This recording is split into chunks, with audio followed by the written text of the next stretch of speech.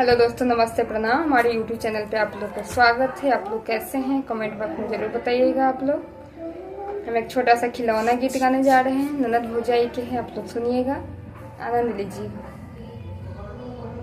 मांगो मांगो यो ननदिया की मांगब आज, मांगो मांगो यो ननदिया की मांगब आज, मांगो मांगो यो ननदिया की मांगब आज।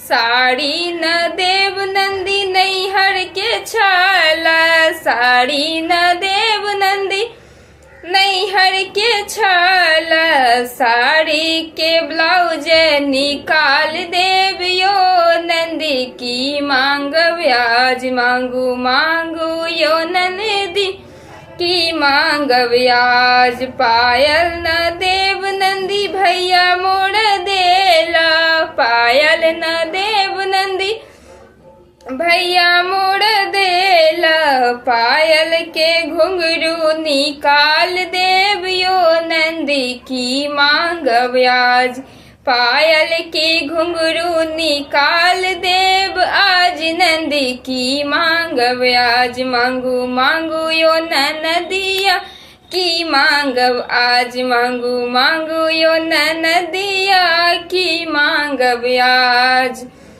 साड़ी न देव नंदी नैहर के छाला, साड़ी न देव नंदी नैहर के छाला, ब्लाउज देव हम बाजू निकाल, मांगू मांगू यो ननदिया की मांगब आज, मांगू मांगू यो ननदिया की मांगब आज।